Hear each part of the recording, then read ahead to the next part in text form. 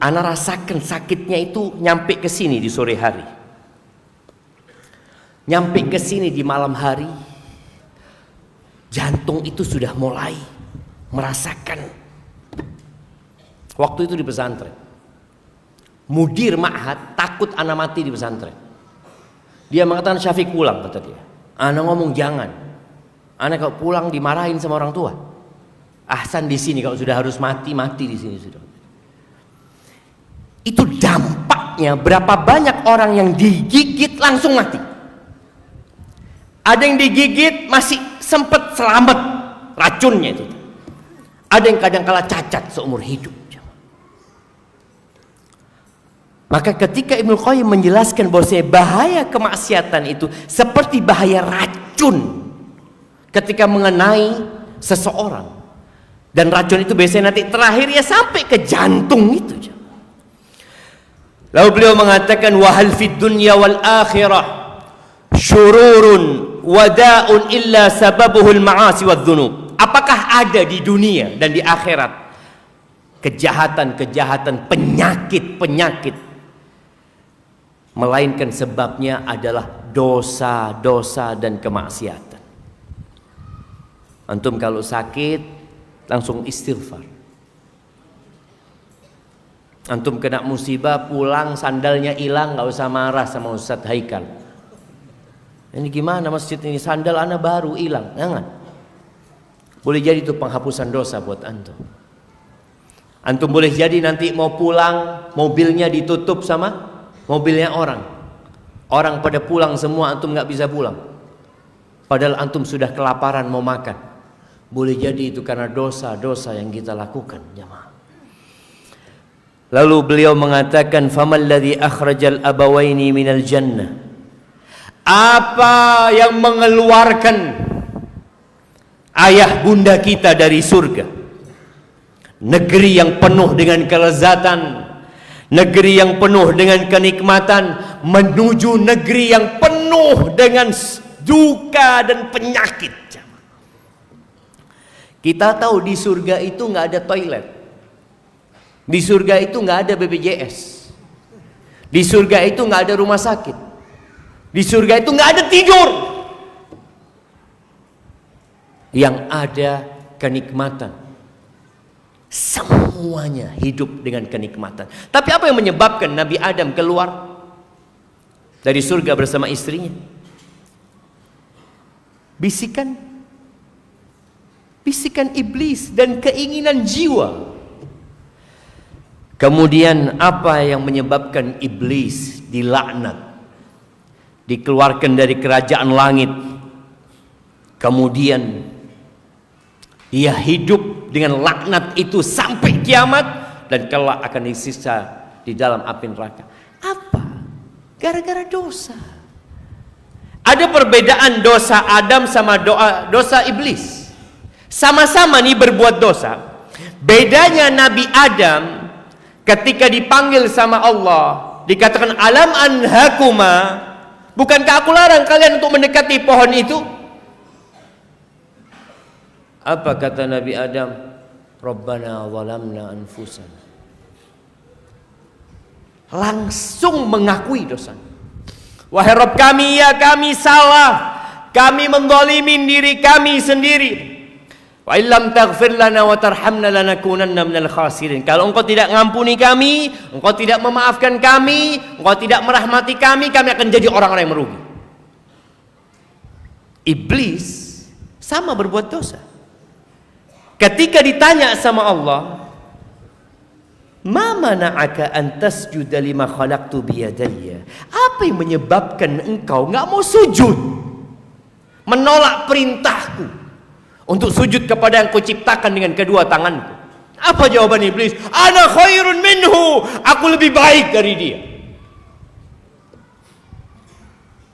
Sama-sama berbuat dosa, tapi beda sikap keduanya.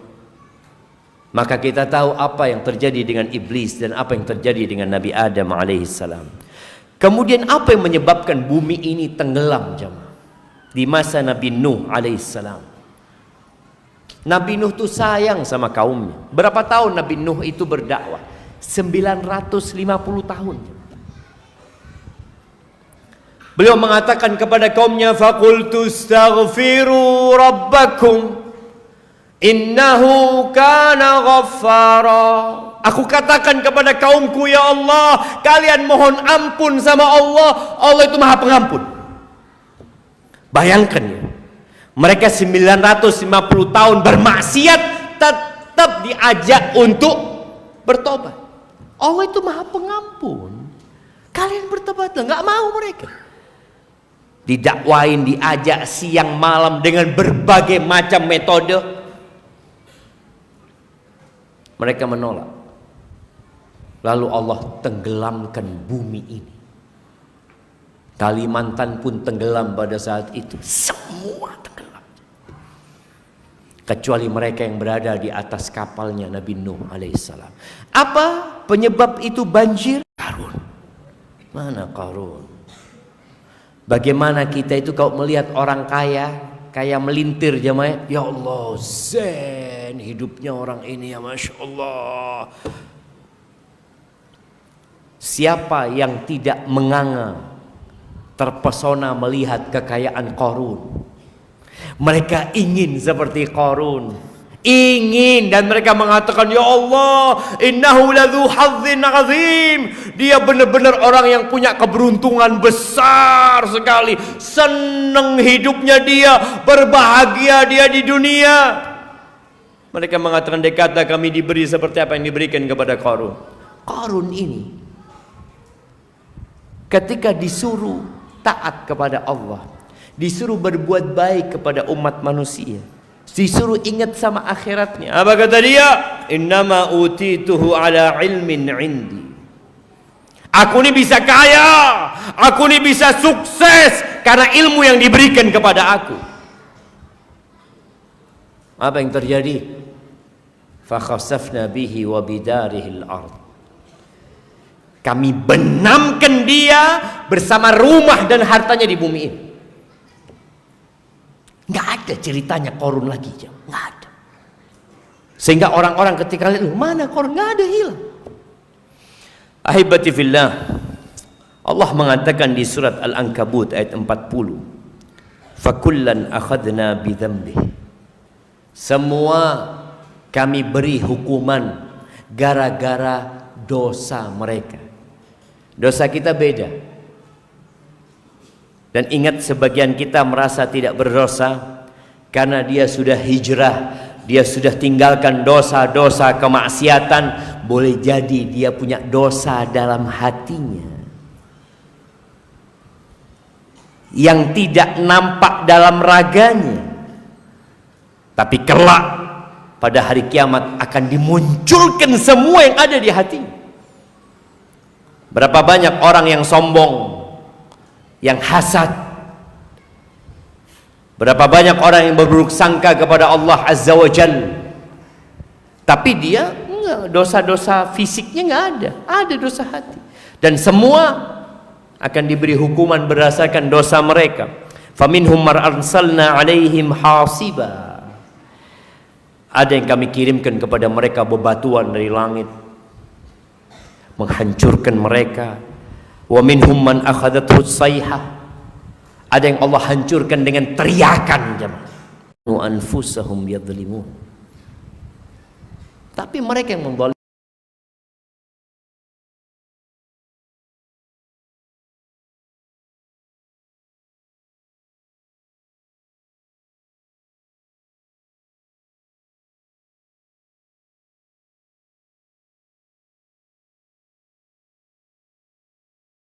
Innallaha syadidul iqab. Kalian takutlah kepada bencana, kepada bala, kepada kekacauan yang tidak hanya menimpa pelaku dosa saja, tapi semuanya kena. Makanya kadang-kala kalau kita lihat bencana itu, loh di situ kan ada bayi yang baru lahir, Ustaz, dia nggak punya dosa. Di situ ada orang-orang yang belum baligh. Nah, hati-hati kalian dengan azab yang tidak hanya menimpa pelaku dosa. Dan ketahuilah Allah itu syadidul iqab. Ahibati billah. Ya, dosa itu ada dua. Kita ini Masya Allah setelah hijrah, setelah ngaji, kita itu jadi pinter memilah dosa.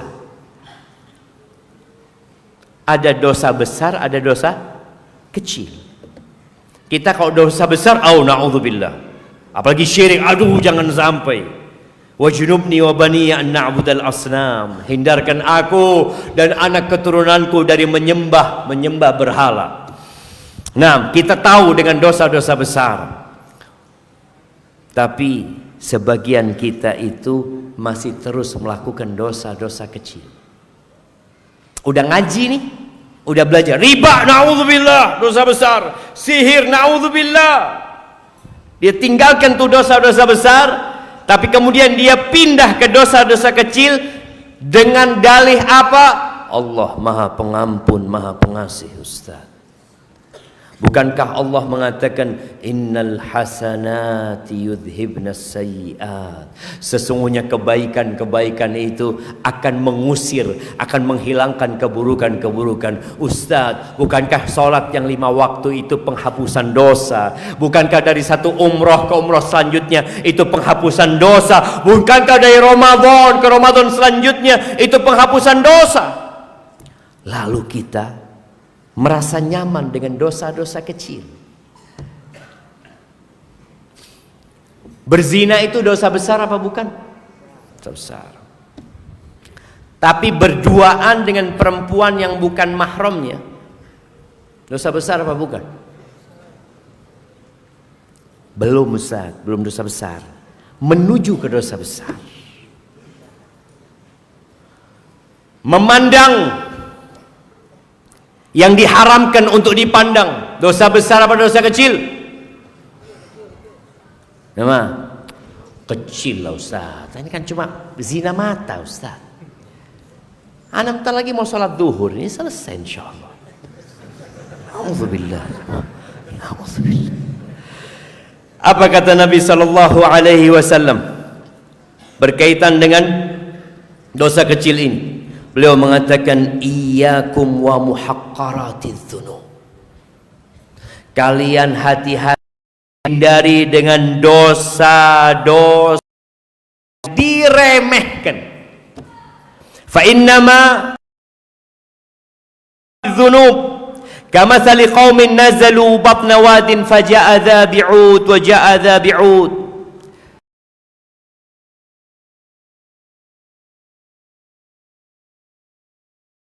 Seperti satu rombongan yang dia singgah di sebuah lembah. Ya, mungkin dia dalam perjalanan lalu berhenti singgah untuk makan malam di sana. Orang bawa satu tangkai, bawa dahan pohon sedikit kecil-kecil dikumpulkan di sana. Amdaju bihi khubzahu, sampai yang dikumpulkan itu bisa memasak roti mereka, membakar mereka. Wa inna muhaqqaratiz dzunub mata yu'khad biha sahibuha tuhliku. Orang kalau sudah dihukum gara-gara dosa yang diremehkan, habis dia, binasa dia. Gunung itu adalah kumpulan kerikil, kumpulan kerikil. Dan di hadis yang lainnya Nabi alaihi salatu wasallam mengatakan iyyakum wa muhaqqaratiz dzunub fa inna laha minallahi taliban. Hati-hati dengan dosa-dosa yang diremehkan. Ada penuntut khusus yang Allah siapkan untuk dosa-dosa yang diremehkan itu. Ahibati fillah, setelah kita bertobat kepada Allah Azza wa Jalla, meninggalkan dosa-dosa besar yang kadangkala dikenal sekarang dengan sebutan hijrah. Alhamdulillah saya sudah hijrah. Di awal hijrah itu kita begitu semangat untuk meninggalkan semua dosa, bahkan yang makruh kita tinggalkan. Makruh, naudzubillah, enggak. Ini mubah, enggak sudah. Makruh, mubah dia tinggalkan, enggak apa-apa.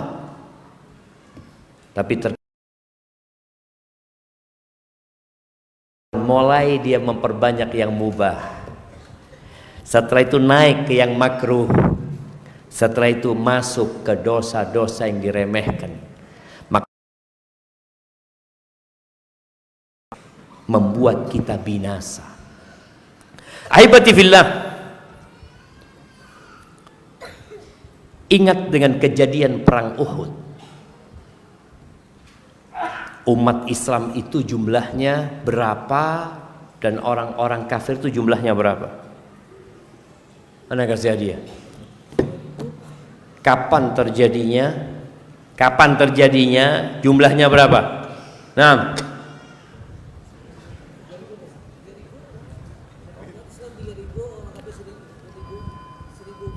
umat Islam 3.000, umat Islam 300, orang kafir 1.000. Itu perang Badar. Nah, tafadhal. Masya Allah, barakallahu fikum. Umat Islam jumlahnya 700, orang-orang kafir 3.000. Perang Uhud. Kapan itu terjadi?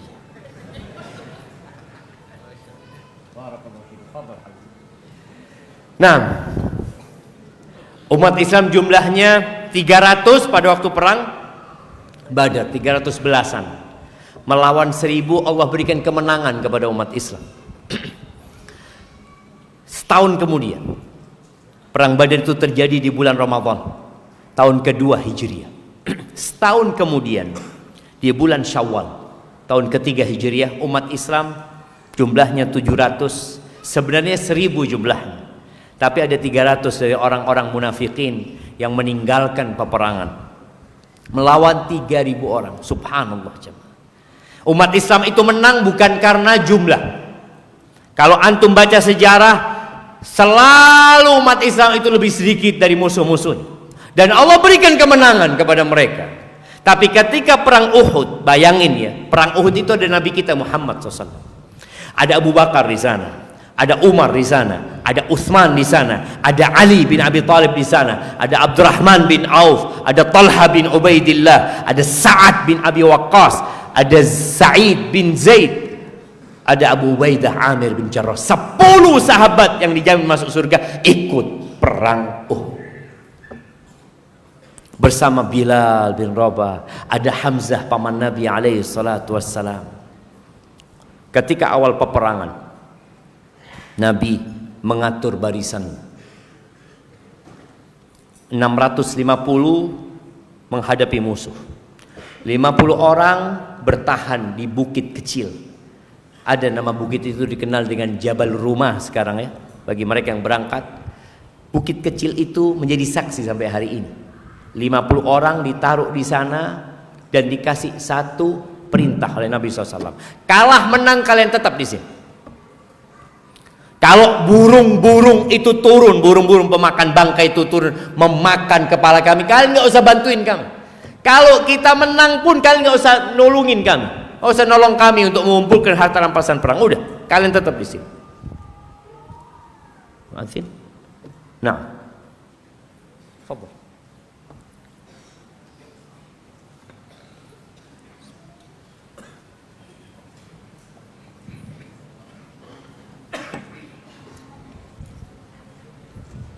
Allahu Akbar, Allahu Akbar, Allah.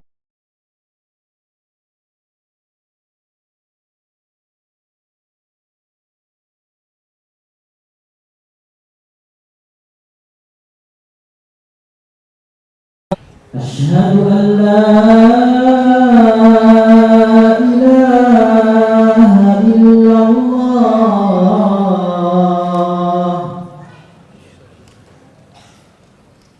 أشهد أن لا إله إلا الله صل على محمد وعلى آل محمد وعلى آل إبراهيم وبارك على محمد وعلى آل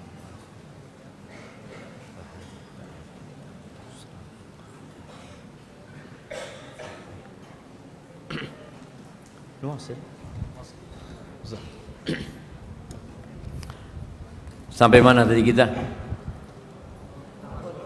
Uhud. Di atas pohon. Iya. Kalau di Kalimantan di atas pohon mungkin ya. Iya, tapi di sana di atas bukit. Nabi udah pesan sama mereka. Dan subhanallah, Allah berikan kemenangan kepada umat Islam. 650 plus 50 menghadapi 3.000 orang. Itu orang-orang musyrikin kabur. Perempuannya orang musyrikin. Yang 50 orang ini satu pelanggaran, satu dosa. Padahal ada Nabi di situ sallallahu alaihi wasallam. Ada Abu Bakar di situ. Kita nggak boleh meremehkan dosa, jemaah. Menganggap, oh masya Allah ada Ustadz Haikal, ada Ustadz Ahmad, ada Ustadz banyak di sini, aman soal berbuat dosa. Na'udzubillah min dzalik. Satu dosa membuat bencana. Kemudian kita tahu hadis seorang wanita yang dimasukkan neraka gara-gara kucing. Sebagaimana dalam Sahihain, Nabi alaihi salatu wassalam mengatakan, dakhalat imra'atun fi hirratin rabatatha. Seorang wanita masuk neraka gara-gara kucing yang dia ikat. Mungkin kucing ini nakal. Iya. Ya namanya kucing lah jamaah. Kita kadang-kadang ribut sama ustadz ada kucing. Ana pernah punya kucing yang masuk ke rumahnya ustadz. Nanti madunya jatuh apa di foto, ini kucingnya siapa ini? Nah, akhirnya sebagian ustadz ngomong, ya udah ente kasih tulisan di pintu rumah itu, kucing dilarang masuk. Udah gitu. Karena udah dilarang masuk ya berarti dia yang nggak dengerin gitu kan. Ini perempuan orang sakit hati. Kadang kalau melihat kucing melakukan sakit hati. Akhirnya kucing ini, masya Allah, baik banget orang-orang Martapura ini. Apa bedanya air ini sama air ini?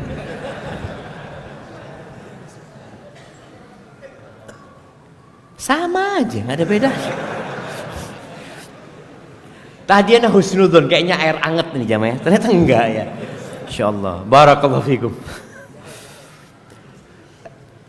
Iya, itu kucing karena nakal, karena bikin sakit hati, mungkin makan ikan, makan apa, akhirnya diikat sama perempuan ini. Tidak ada satupun yang akan dizalimi, nggak ada. Kita nggak akan mendapatkan dalam catatan kita dosa orang lain, nggak ada. Dan tidak akan ada pengurangan dari dosa kita juga, enggak, semua akan disempurnakan. Wa in kana mithqala habbatin min khardalin ataina biha wa kafa bina hasibin. Walaupun yang kau lakukan itu seberat biji sawi, kami akan datangkan, kata. Antum pernah lihat biji sawi? Mungkin yang di pertanian melihat. Antum bawa tuh biji sawi ke toko emas. Antum izin, saya mau nimbang. Berapa berat biji sawi ini? Mungkin di timbangan emas itu nggak berasa, nggak ada beratnya. Tapi kata Allah, ataina biha, kami akan datangkan. Jadi semua dicatat dan semua akan dipaparkan kepada kita. Dan sekarang ini ada satu dosa yang sepertinya warganet dan netizen itu meremehkan dosa ini. Dosa tulisan. Dulu jarang yang bisa menulis, tapi orang ngomong. Kata Nabi alaihi salatu wassalam di dalam hadis yang diriwayatkan Imam Bukhari dan Muslim, innal abda la yatakallamu bil kalimati ma yatabayyan fiha. Sesungguhnya ada orang yang mengucapkan sebuah kalimat yang dia nggak jelas omongan ini gitu. Pokoknya dia ngomong aja semaunya dia. Berapa banyak orang yang nulis komen nggak mikir dia. Nih yang kau tulis ini diridhain Allah apa enggak? Enggak. Yang penting dia ngikutin nafsunya. Apa yang terjadi? Yahwi biha finnar ab'ad ma bainal masyriq wal maghrib. Dia akan terjatuh di dalam api neraka yang lebih jauh jaraknya antara timur dan barat. Gara-gara apa? Satu kalimat. Maka antum jangan sembarangan tulis komentar. Antum pastikan dulu yang ana tulis ini bermanfaat tidak. Ketika nggak ada manfaatnya, ya tinggalin. Ketika bermanfaat, oh bermanfaat. Tapi apa tujuanmu nulis? Berapa banyak orang yang menulis hanya untuk menunjukkan eksistensi dirinya. Riya'an wa mufakharatan. Ada. Maka tolong jangan meremehkan urusan dosa ini. Dan kalau bicara dampak buruk dari dosa, dihalangi dari ilmu. Berapa banyak orang yang hadir ke kajian pulang ditanya, tadi Ustadz nyampaikan apa? Wallahu a'lam, apa tadi ya? Antum hadir di majelis ilmu, tapi doanya Bismikallahumma amutu ahya. Gara-gara dosa, jamaah.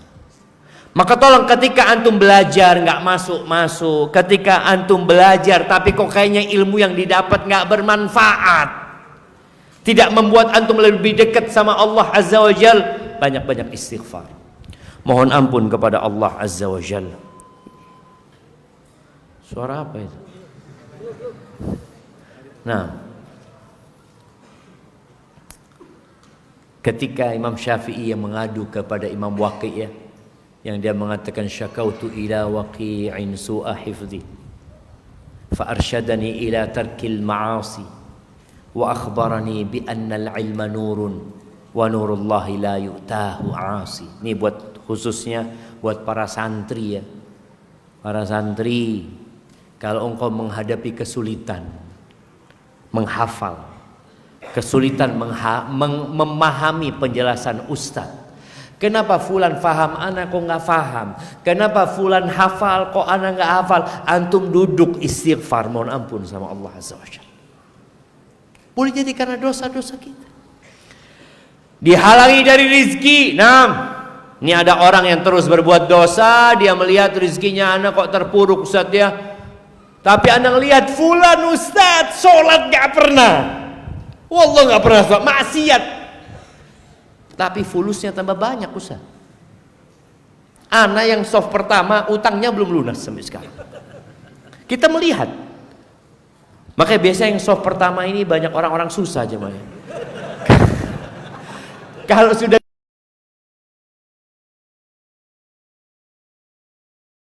tatkala kita punya masalah, kita jadi dekat sama Allah Azza wa Jalla. Ketika masalah kita selesai, salat malam udah enggak, puasa sunnah udah enggak ya. Ahibati fillah. Innal abda la yuhramur rizq bidzambi yusib.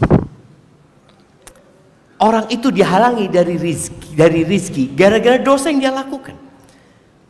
Ingat ya, rizki itu bukan berkaitan dengan jumlah nominal yang kita dapatkan, tapi manfaat dari rizki tersebut.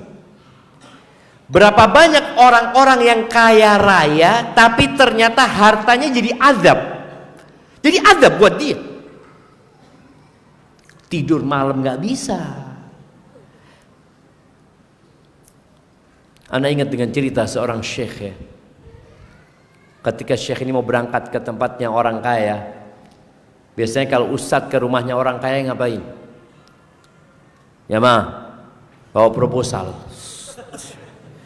Ini orang fulus. Iya memang orang kaya itu banyak memberikan donasi. Berangkatlah rombongan ustadz ini. Sudah ngobrol, ada banyak proyek kebaikan yang bisa dibantu. Terakhir orang kaya itu tanya, Syekh sebelum antum pulang ana mau tanya, ana ini kok susah tidur Syekh. Ditanya sama Syekh, antum mikirin apa kok susah tidur? Iya, ana punya proyek di Kanada, ana punya proyek di sini. Jadi di mana-mana proyek dia, sehingga dia sulit tidur. Ternyata hartanya jadi apa? Azab buat dia. Kata dia, akhirnya dikasih nasihat, lalu dikatakan, udah engkau gantung hartamu kepada Allah Azza, serahkan sama Allah Azza wa Jal, niatkan buat akhiratmu, engkau sudah, insya Allah engkau bisa tidur, kata dia. Akhirnya pulang nih para syekh ini lewat pasar. Di pasar itu ada kuli angkut lagi tidur beralaskan kerdus, bantalnya itu tali, jemaah. Tali yang biasa dia gunakan untuk ngikat-ngikat dia angkat itu, dia gunakan bantal disusun bulat gitu, dia tidur. Katanya syekh, ya Allah, tuh orang yang duitnya miliaran nggak bisa tidur, ini kuli angkut enak tidurnya tadi. Bayangin. Maka jangan sampai gara-gara dosa harta yang Allah berikan kepada antum nggak bermanfaat, nggak jadi rizki buat antum, bahkan jadi azab. Maka dalam sebuah hadis disebutkan dalam doa itu, Allahumma inni a'udzubika min malin yakunu alayya azaban. Ya Allah, aku berlindung kepadamu dari harta yang jadi azab buat kami. Maka kalau antum susah usahanya, atau hartanya punya banyak tapi cepat habis, kok kayaknya nggak berkah, boleh jadi karena dosa yang dikerjakan. Kemudian urusannya dipersulit. Nah, kita ini semua punya masalah, jemaah. Masalah di keluarga, masalah menghadapi mertua, mungkin mertua menghadapi menantu, istri menghadapi ipar, ada banyak masalah. Suami istri juga bermasalah, anak-anaknya juga bermasalah. Cobalah, bukan cobalah, antum perbanyak istighfar mohon ampun kepada Allah Azza wa Jalla. Karena Allah mengatakan, "Wa man yattaqillaha yaj'al lahu makhrajan wa yarzuqhu min haitsu la yahtasib." Kata Allah, barang siapa yang bertakwa kepada Allah. Bertakwa itu melaksanakan perintah, menjauhi larangan gitu. Meninggalkan dosa-dosa, Allah akan berikan solusi buat masalah dia. Dan Allah akan berikan rizki dari arah yang tidak disangka-sangka. Sebagian orang tuh berpikir rizki itu ya gaji. Oh bukan. Banyak rizki yang Allah berikan kepada kita. Dan boleh jadi yang kita dapatkan di luar gaji lebih besar. Antum tahu dikasih rizki sehat sama Allah Azza wa Jalla. Ada satu orang di Jember. Ini kata sohib, dia berobat ke Singapura, habis 15 miliar 2 pekan di Singapura, pulang tetap sakit. Antum bisa bayangin, 15 miliar pulang tetap sakit. Berarti antum dikasih sehat itu rizki loh dari Allah Azza wa Jalla, nikmat. Urusannya dimudahkan oleh Allah Azza wa Jalla, itu nikmat ya. Masuk rumah ketemu istri, pulang ngomong sama istri, Afwan hari ini kok ana belum dapat rezeki. Kata istrinya, ahlan wa sahlan. Antum nggak bawa fulus, nggak ada urusan. Yang penting pulang ke rumah ini tetap, jangan ke rumah yang lainnya gitu.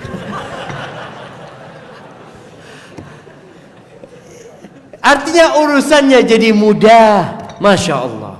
Itu dengan meninggalkan dosa. Ketika urusan antum dipersulit, antum lihat kita ini banyak dosa. Dan tanda cinta Allah kepada hambanya itu dikasih bala supaya kita balik kepada Allah Azza wa Jalla.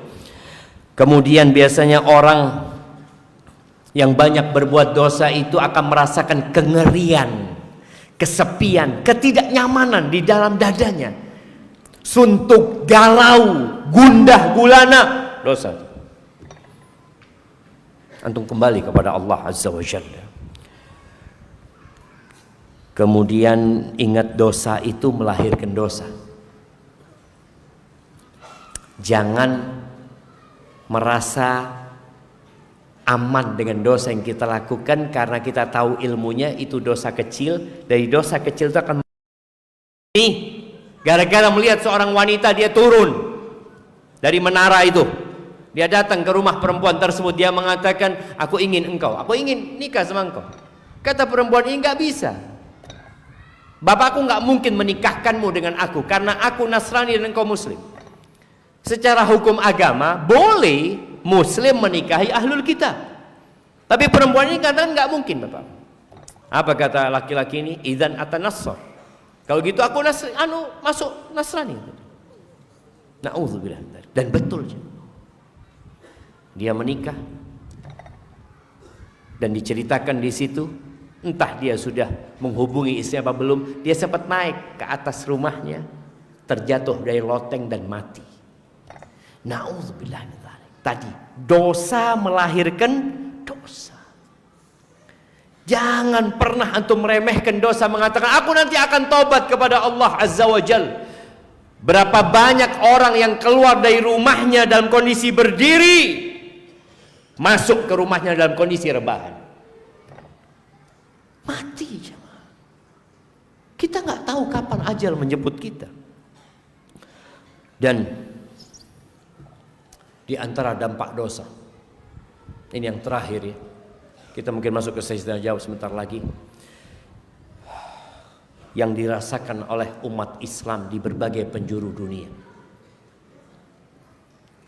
Kita melihat kondisi saudara-saudara kita di Gaza. Berapa puluh ribu yang mati.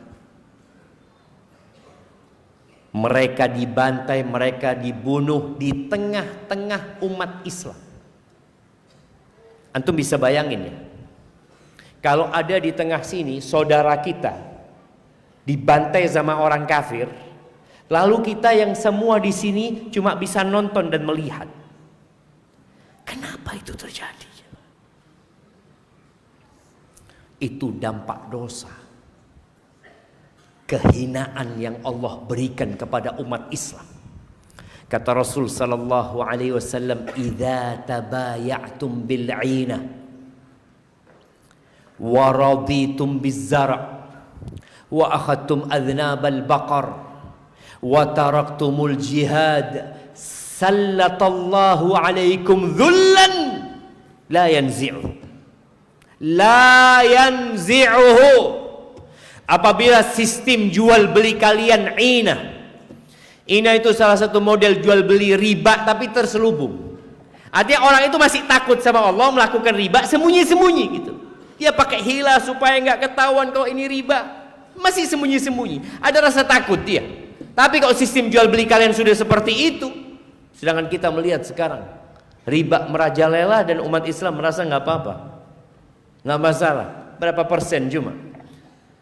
Dan kalian sibuk dengan pertanian kalian, sibuk dengan dunia kalian, dengan peternakan kalian, dan kalian meninggalkan jihad. Apa yang terjadi? Ini dosa. Allah membiarkan kalian, tidak menolong kalian. Siapa yang bakal menolong kalian? Kalian mau cari pertolongan kemana? Mau minta pertolongan kepada PBB? Ya. Oh, bukankah mereka negara-negara yang bisa membantu? Allah yang bisa membantu. Tapi kita nggak kembali kepada Allah. Maka ahibati fillah, berusahalah membantu saudara-saudara kita, menjaga negeri kita. Negeri kita ini yang jaga bukan hanya TNI dan kepolisian. Ketika ada gempa, apa yang bisa dilakukan oleh tentara Indonesia? Megangin. Ketika terjadi tsunami, apa yang bisa dilakukan? Nggak ada. Semuanya kabur karena mereka tahu mereka tidak mampu menghadapi azab Allah Azza wa Jalla. Nggak mampu. Ketika terjadi gempa, kemudian ada pengumuman tsunami, yang bisa dilakukan hanya pengumuman, semua warga merapat ke gunung atau lari menjauh dari pantai. Itu yang bisa dilakukan. Di Amerika, ketika terjadi badai, apa yang bisa dilakukan oleh tentara Amerika? Memberikan pengumuman saja, mengatakan semuanya meninggalkan rumahnya. Bas. Karena kita tahu ada Tuhan yang menciptakan langit dan bumi ini. Ada Allah Jalla Jalaluh. Kalau Allah murka, nggak ada yang bisa menghadapi. Makanya kalau kita baca berkaitan dengan COVID kemarin, jamaah, seluruh dunia lumpuh. Bandara-bandara tutup. pasar-pasar tutup, masjid pun tutup. Apa sih yang dihadapin mereka? Virus yang nggak bisa dilihat dengan mata. Virus itu cuma nggak bisa. Virus itu nggak punya paspor. Dia masuk ke negara manapun, sampai ke Mekah, sampai ke Madinah, sampai ke rumah-rumah kita, supaya kita tahu. Allah mengatakan, i'lamu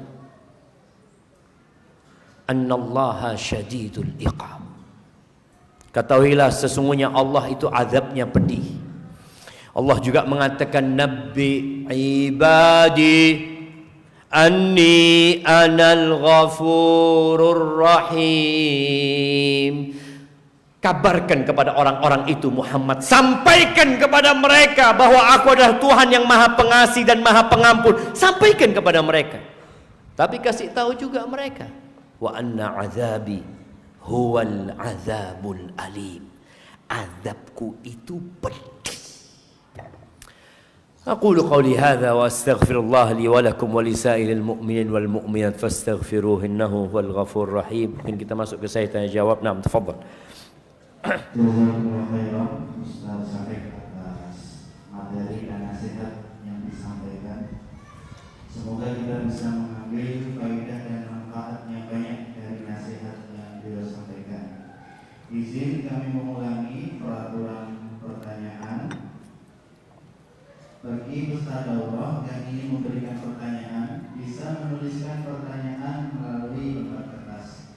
Dan untuk penanya langsung, bisa mengantri untuk bertanya melalui WhatsApp Radio Madinah di nomor 0812 22200937. Kami ulang 0812 22200937 dengan mengirim pesan dengan kata mau tanya Ustaz, dengan menyertakan nama untuk dipanggil oleh panitia nantinya.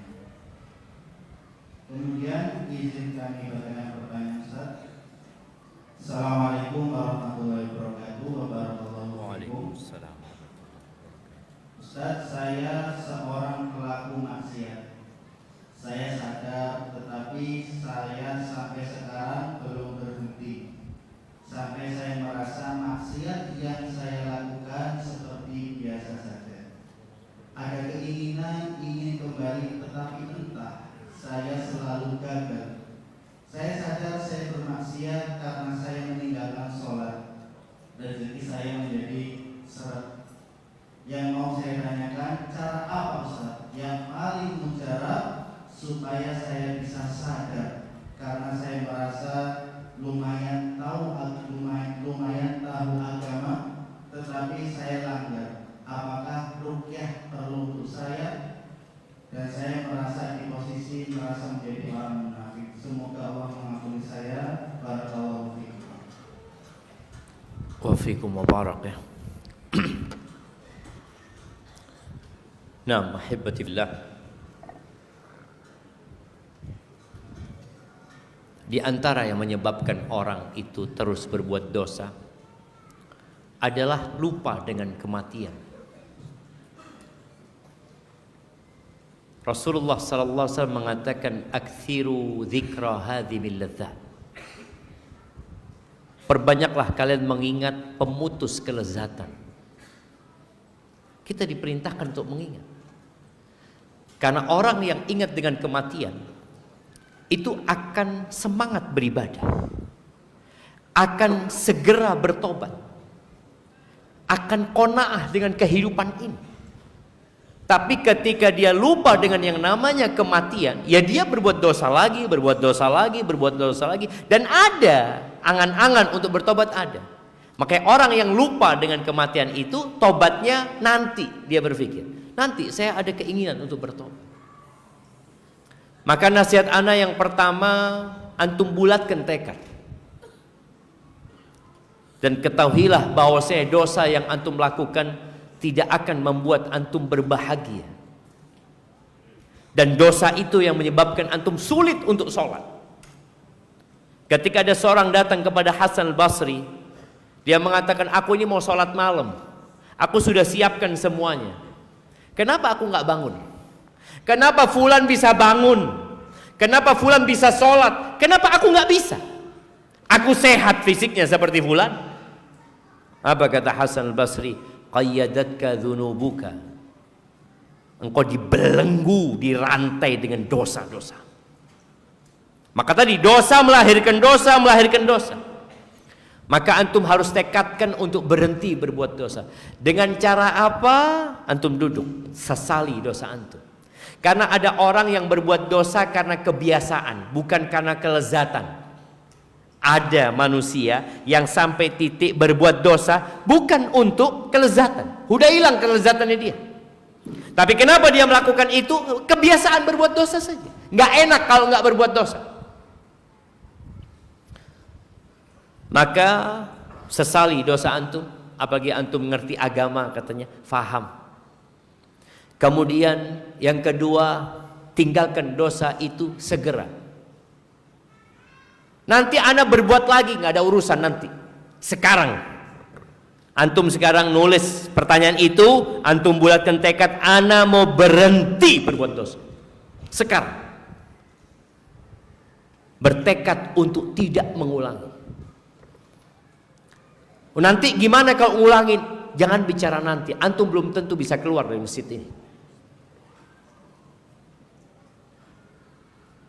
Kita nggak tahu jemaah, apakah kita masih punya waktu sampai besok? Tidak ada. Makanya kata Nabi SAW, Inna Allah yabsutu yadahu bil-lail liyatuba musi'un nahar. Wa yabsutu yadahu bin-nahar liyatuba musi'ul lail. Allah tuh membentangkan tangannya di malam hari agar orang yang berbuat dosa di siang hari tobat. Tobat, berhenti berbuat dosa. Perkara nanti terjebak dalam dosa, nggak tahu apakah akan hidup. Yang penting malam ini antum tekad berhenti berbuat dosa. Ketika berbuat dosa di malam hari, siang hari antum tobat. Jangan nunggu malamnya lagi, enggak. Sudah berhenti berbuat dosa. Sesali. Kemudian setelah itu antum perbanyak istighfar. Antum duduk. Habis sholat duha, antum duduklah. Baca Rabbighfirli wa tub alayya innaka antat tawwabur rahim. Baca sama artinya. 100 kali antum baca. Karena dosa itu akan membuat karat di dalam hati. Antum tahu ya, orang kalau kena penyakit jantung itu bergerak susah. Kalau dia kena serangan jantung, keringat dingin keluar dari tubuhnya dan dia tidak bisa berbuat apa-apa. Nah, seperti itu pula orang yang banyak dosanya. Apa yang harus dia lakukan? Kalau dia kena serangan jantung, mungkin dia harus bypass. Mungkin dia harus pasang ring. Karena ada penyumbatan. Dan boleh jadi di jantung kita ada banyak penyumbatan. Maka dibersihkan dengan istighfar. Antum duduk baca istighfar, Rabbighfirli wa tub alayya innaka antat tawwabur rahim. Lalu ketahuilah bahwa setiap kali antum berbuat dosa, antum dilihat sama Allah Azza wa Jalla. Hindarin tempat-tempat yang antum berbuat dosa. Kita ini kalau berbuat dosa di tempat itu, udah jangan ke sana lagi antum. Tinggalkan tempat itu. Ganti kawan, ganti sohib. Sampai ada satu cerita di Arab sana. Ada satu orang ini nggak pernah sholat ke masjidnya, dan sudah kayaknya lama dia nggak sholat. Akhirnya sama kawan-kawannya didatengin, sama jamaah masjid itu didatengin orang itu ke rumahnya, ngobrol-ngobrol, dikatakan, ayolah engkau lama nggak ke masjid, kata dia. Kata orang ini, aku ini udah berhenti sholat, aku nggak sholat sudah, kata dia, lama aku nggak sholat. Iya nggak apa-apa lah, ayo ke masjid, kata dia. Tapi aku nggak mau sholat ya. Iya nggak apa-apa, nggak usah sholat, engkau sudah ke masjid. Sholat maghrib waktu itu. Mereka sholat maghrib, ini orang nggak sholat ya, duduk di belakang. Dan ngomong sama kawan-kawannya, jangan disuruh sholat dia, yang nggak mau sholat. Ya sudah, yang penting dipindah dari rumahnya ke rumah Allah. Subhanallah, ketika orang pada sholat, tahu-tahu dia ambil wudhu, dia sholat. Terus ngobrol lagi lah di masjid itu sampai isya. Sampai isya kasih tahu jangan disuruh sholat fulan ini, karena dia marah nantinya. Tahu-tahu orang sholat, dia sholat. Selesai sholat dia ngomong, ana faham sekarang kata dia. Loh, faham apa enggak? Dulu ana kumpul sama orang-orang yang sulit ana untuk sholat. Dan sekarang ana kumpul sama orang-orang yang sulit ana meninggalkan sholat. Ya gimana jamaah? Semuanya sholat dia duduk di belakang. Ya gimana kata dia? Kayak orang dakwah, dia akhirnya sholat. Nah, di sini orang yang suka berbuat dosa kadangkala lingkungan dia. Maka dia tinggalkan lingkungan tersebut. Kenapa disyariatkan hijrah? Agar kita menjadi lebih baik salah satunya. Hadza wallahu a'lam bissawab. Berikutnya kami persilahkan atas nama Abdul Latif, supaya bisa bertanya langsung melalui mikrofon yang disediakan di tengah lantai 1.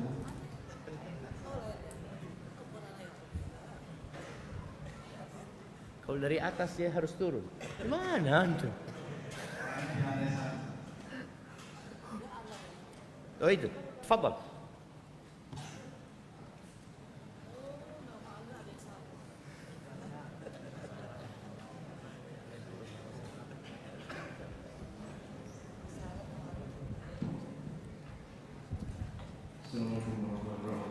Waalaikumsalam warahmatullahi wabarakatuh.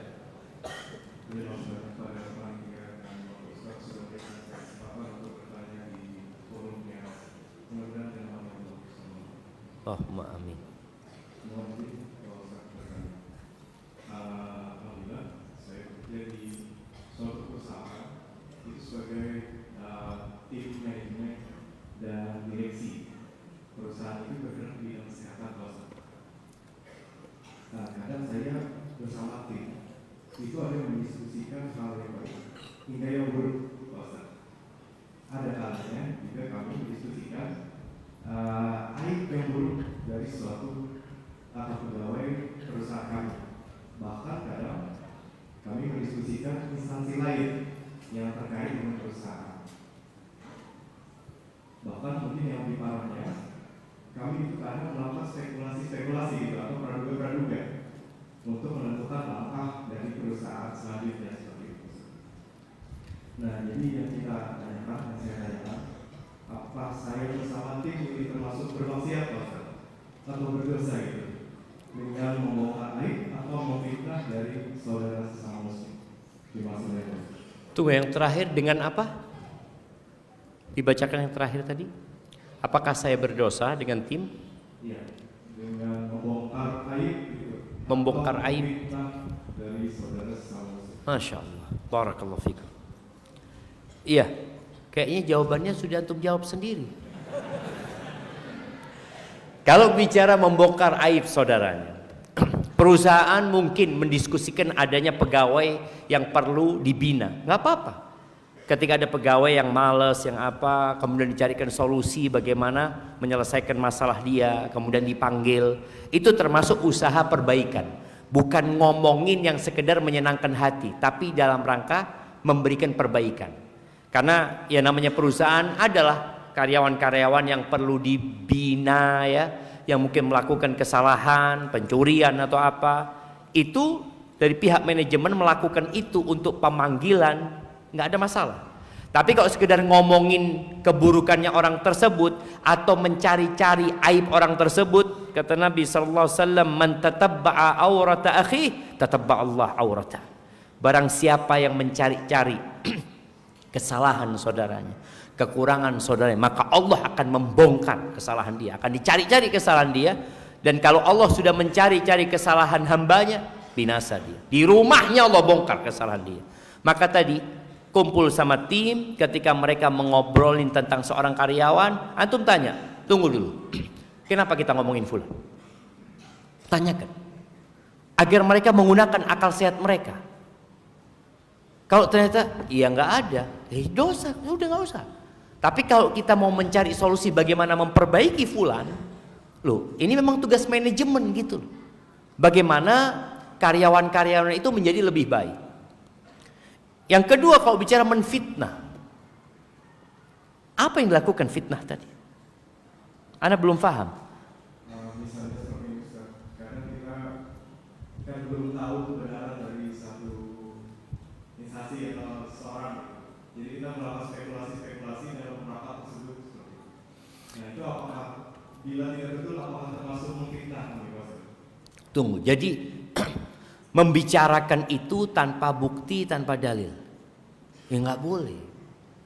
Allah Azza wa Jalla mengatakan, ya ayyuhalladzina amanu ijtanibu katsiran minadh-dhann inna ba'dadh-dhanni itsm wa la tajassasu wa la yaghtab ba'dukum ba'dha. Kata Allah, wahai orang-orang beriman, kalian jangan, hindarilah berbanyak dhon, prasangka. Ini mungkin gini-gini. Ketika nggak ada landasannya, nanti jadinya dosa.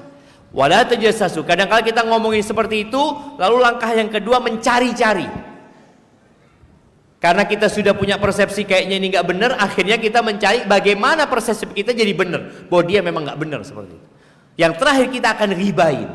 Maka langkah itu diputus dari sejak awal. Jangan banyak memberikan atau melakukan prasangka kepada saudara kita. Itu mungkin perlu dilakukan. Dan seorang muslim ya, dimanapun dia berada, dia harus menjadi lentera yang menerangi. Kadangkala antum ketika memberikan peringatan, mereka nggak suka sama antum. Rasulullah sallallahu alaihi wasallam diusir dari Taif, dilemparin batu dari Taif, padahal beliau mengajak kepada kebaikan. Jangan sampai antum lebih mementingkan pertemanan daripada mencari keridhaan Allah Subhanahu wa taala. Tapi dengan cara yang bijak ya, sehingga mereka bisa memahami bahwa tujuan antum memberikan kebaikan kepada mereka. Barakallahu fikum. Jazakumullah khair. Kayaknya kasih hadiah ini, masih ada hadiah. Masya Allah, kirimkan ke belakang.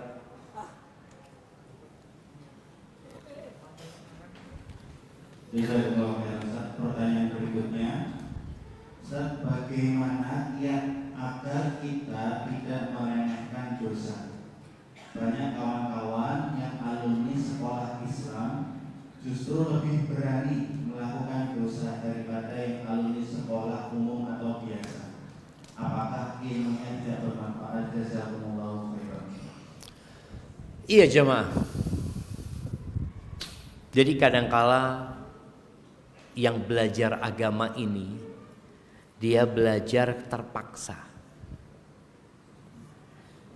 Dia merasa masuk pesantren karena paksaan dari orang tua.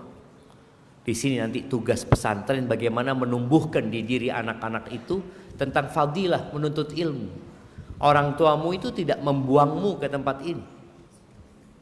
Dulu waktu zaman anak masuk pesantren, pesantren itu memang tempat buang anak. Iya. Kalau anaknya pinter, taat, sopan, nggak masuk pesantren, umum.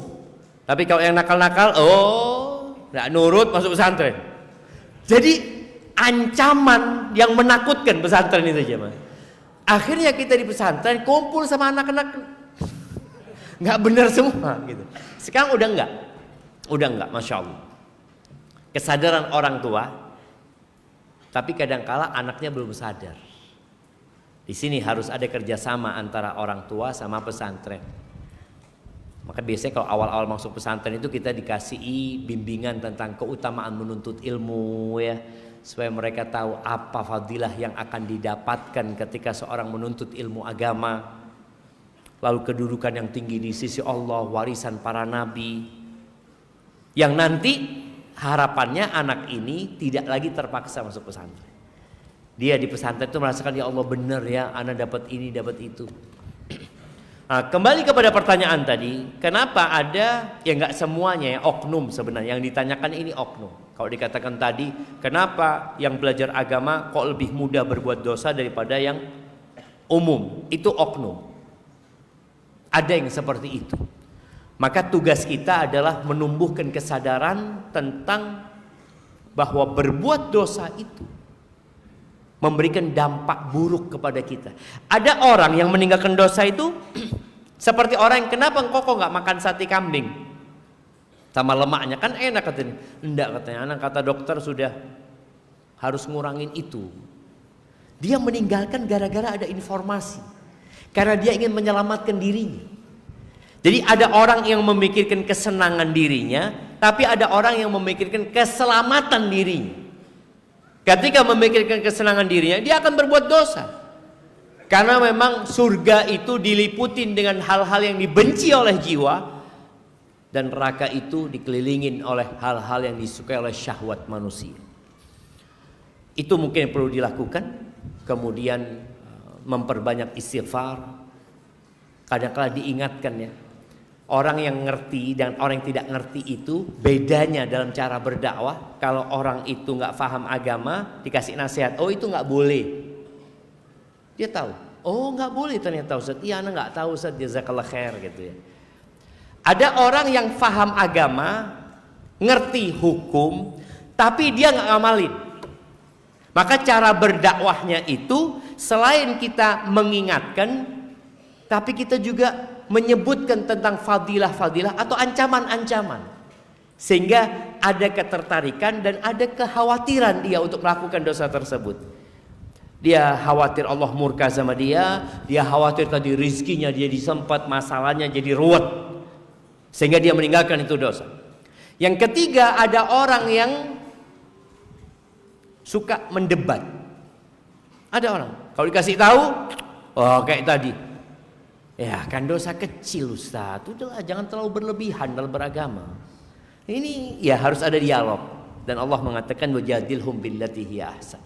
Kita perlu berdialog dengan dia dengan cara yang lebih baik. Karena ada orang yang ketika belajar tentang hukum sholat berjamaah, dia awalnya suka sholat berjamaah jemaah. Setelah dia bahas adanya khilaf di antara para ulama, nggak berjamaah lagi dia. Oh ternyata ada khilaf Ustaz, sudah anak sholat di rumah aja. Lu padahal langkah dia dari rumah diangkat derajat, dihapuskan dosa. Padahal ketika dia masuk masjid baca doa, ketika dia sholat berjamaah dapat 27 derajat yang Allah berikan kepada dia. Nah, ini kadang-kala dia tinggalkan, maka perlu adanya proses mengingatkan dia seperti itu. Barakallahu fikum. Nah, syukur atas jawabannya. Kami bacakan pertanyaan dari Akhwat. Bismillah, Afwan Ustaz izin bertanya, bagaimana cara menghindarkan diri dari selalu memikirkan seseorang yang bukan mahram kita? Barakallahu fikum.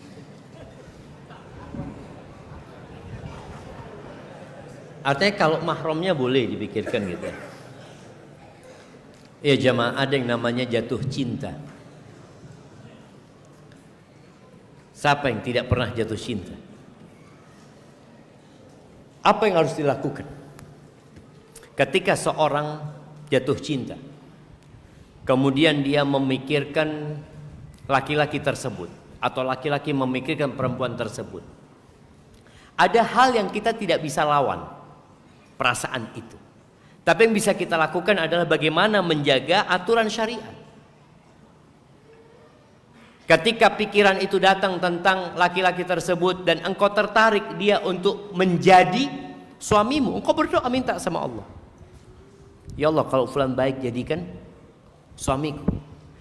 Yang harus dihindarin, jangan akhirnya mengikuti dia, ngikuti di IG-nya, nah ngikutin statusnya, story-nya, hanya akan menambah sakit hati. Orang itu kalau jatuh cinta jemaah, ngelihat sandal orang tersebut, ya Allah sandalnya fulan ini, cuma sandalnya doang, maka itu dihindarin yang seperti itu. Ketika ternyata fulan itu biasa lewat depan rumahnya, jangan ditunggu. Karena ada orang yang sengaja nunggu, dia sedang ingin menyiksa diri dia sendiri. Ketika dia lewat yang pertama, lewat yang kedua, yang ketiga, tadi seperti racun yang akan merusak hati.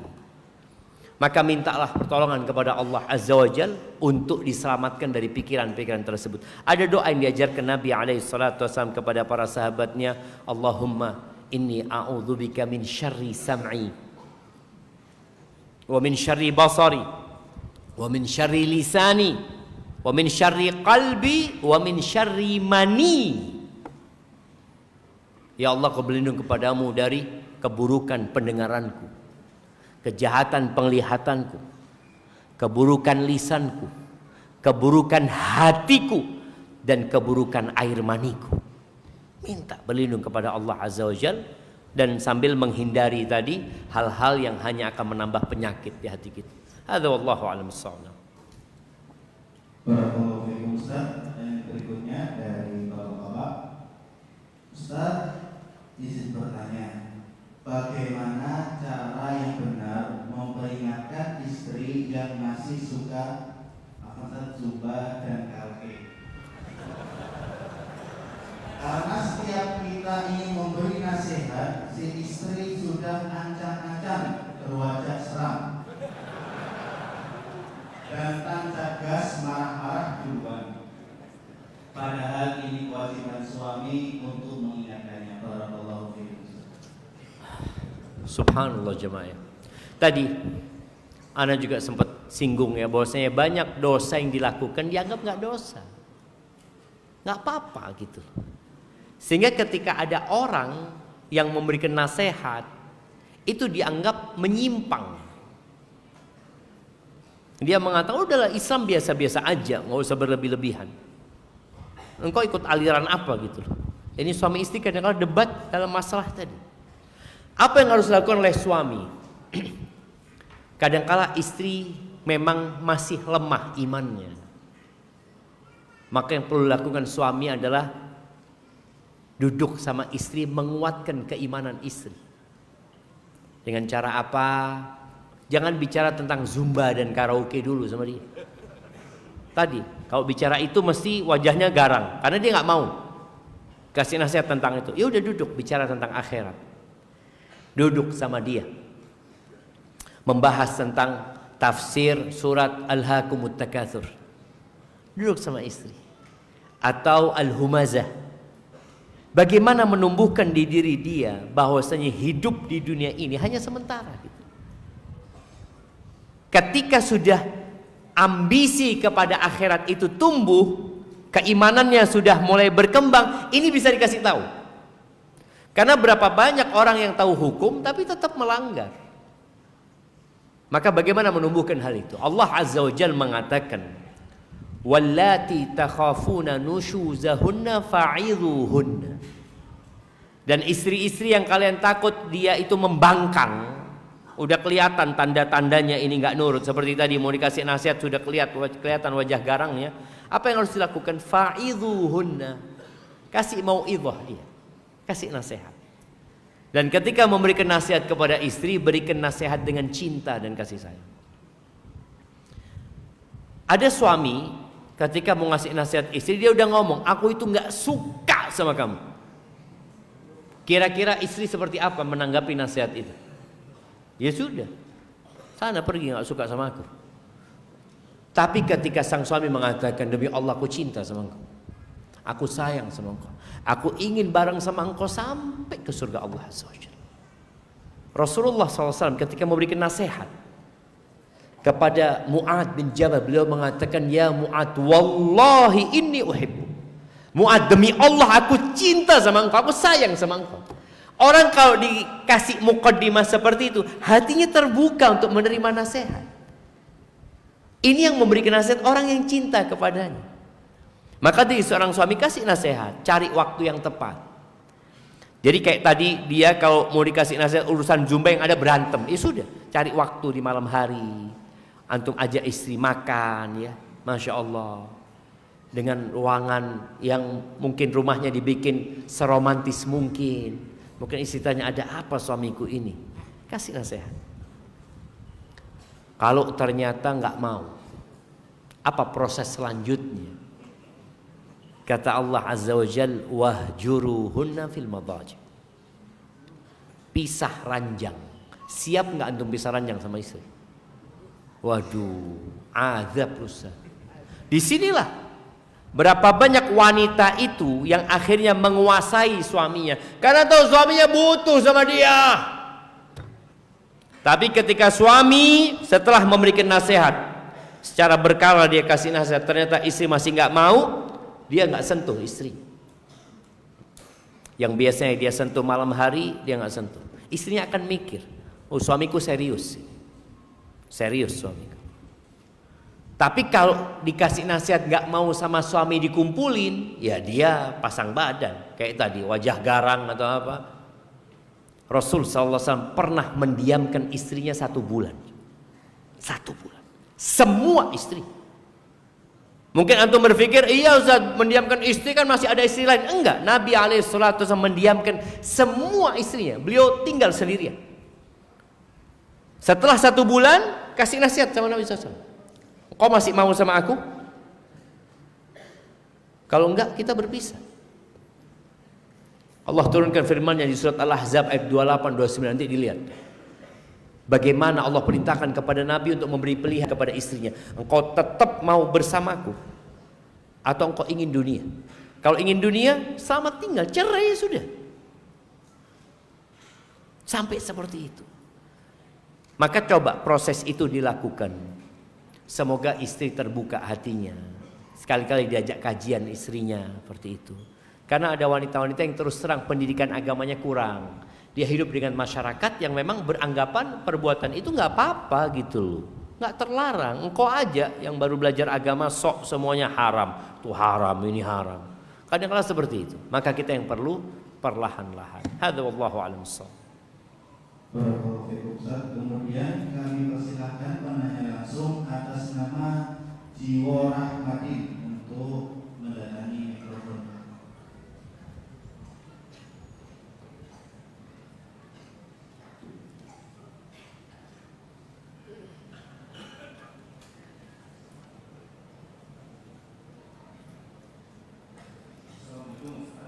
Waalaikumsalam warahmatullahi wabarakatuh. Ahlan wa sahlan. Tafadhal.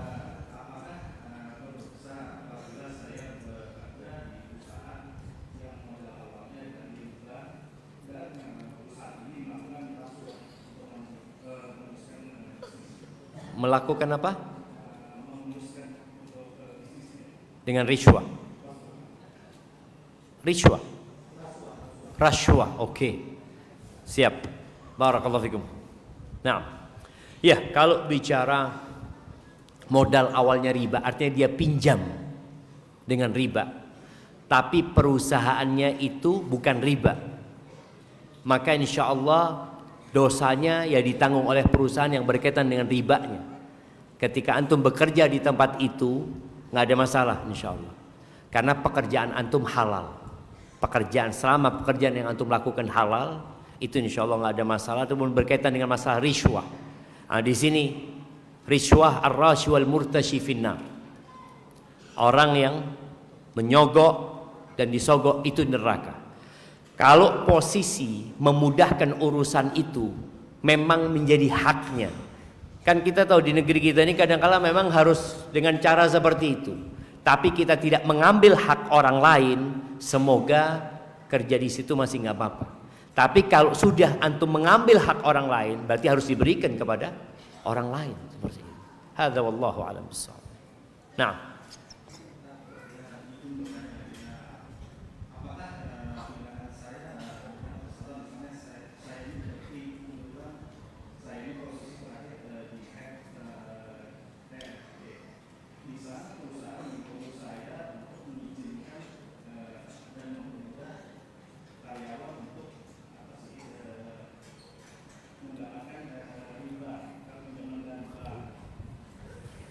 ya, kalau itu ada ta'awun, maka berusaha untuk meninggalkan posisi itu.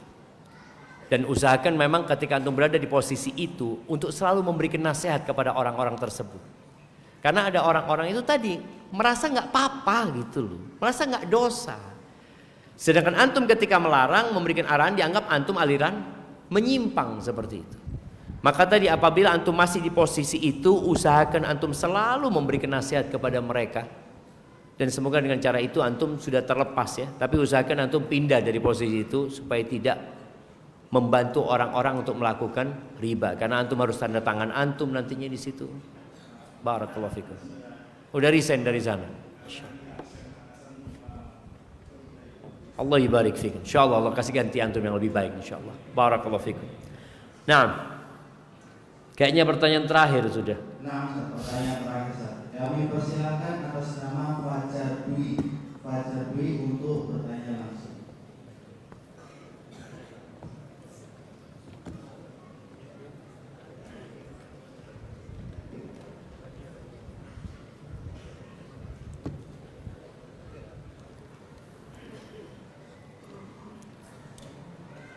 Tadi yang tanya langsung kasih hadiah lagi. Mana hadiahnya?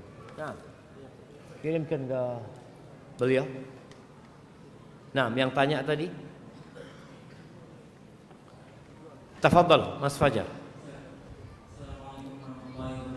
Waalaikumsalam warahmatullahi wabarakatuh.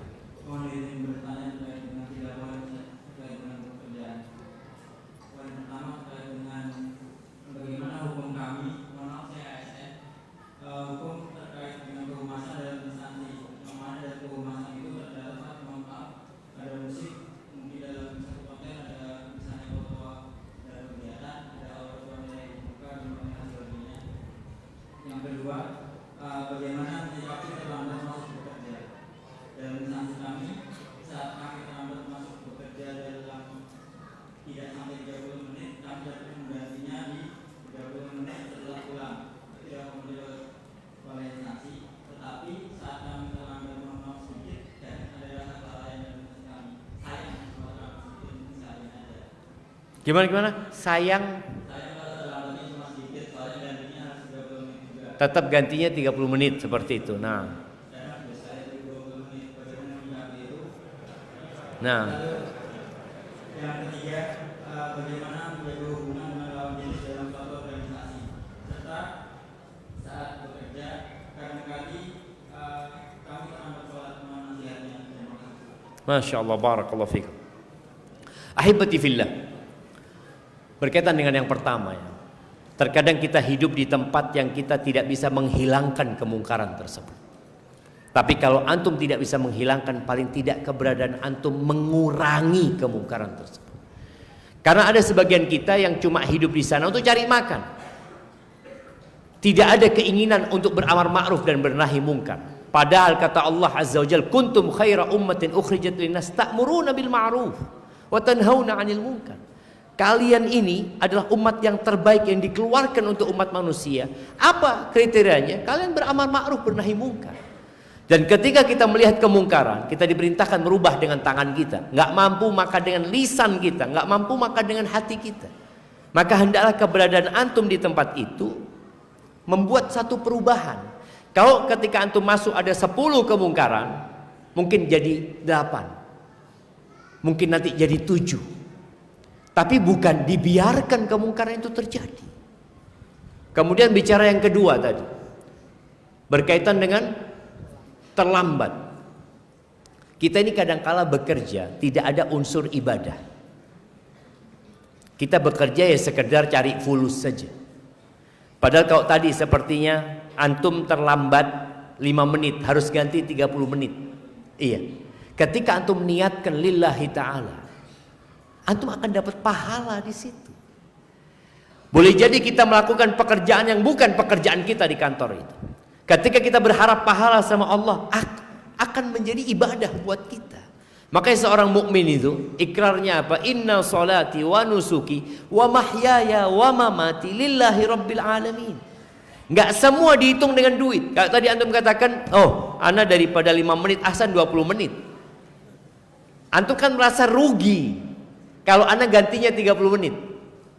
Padahal ketika antum mengganti 30 menit dengan berharap keridhaan Allah Azza wa Jalla, maka subhanallah, itu akan jadi pahala di sisi Allah nanti buat antum.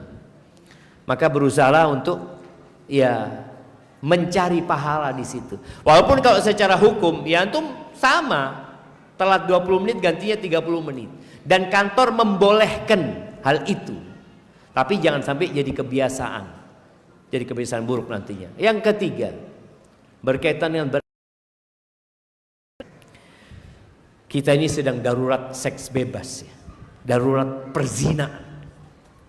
Dan banyak terjadi perzinaan itu ya di instansi, di kantor yang berkumpul laki dengan perempuan. Karena mereka beranggapan nggak ada masalah gitu loh. Padahal dalam agama kita tuh diperintahkan untuk menundukkan pandangan, nggak boleh berduaan yang dengan yang bukan mahramnya. Maka ketika antum berada di tempat itu, kalau memang harus berinteraksi dengan lawan jenis, berinteraksilah dengan adab syariat. Ada perlunya disampaikan, tapi menjaga pandangan mata dan jangan pernah berduaan dengan lawan jenis kecuali ada orang lain. Ketika harus ngobrol nggak ada ketawa ketiwi. Terus terang jemaah, anak punya kawan cerita, dia pernah punya masalah sama istrinya. Akhirnya dia nggak tidur di rumah, tidur di hotel. Lama dia tidur di hotel. Dia katakan ternyata kawan-kawan anak di kantor selingkuh banyak Ustaz. Jadi mereka tuh nggak pulang ke rumah, pulang ke hotel dulu. Nanti di hotel lihat fulana masuk sama fulana, fulan sama ini, kelihatan di sana. Kenapa? Karena memang lingkungan perzinaannya dibuka gitu. Itu mungkin yang perlu dilakukan sambil terus berdoa memohon kepada Allah. Intinya buat semua jemaah, dimanapun antum bekerja, mungkin tempat kerja antum belum selamat dari kemungkaran, masih banyak kemaksiatan. Paling tidak keberadaan antum di situ bisa mengurangi kemungkaran, kalau belum bisa menghilangkan kemungkaran itu secara total. Barakallahu fikum. Moga Allah mudahkan dan moga diberkahin rezeki kita.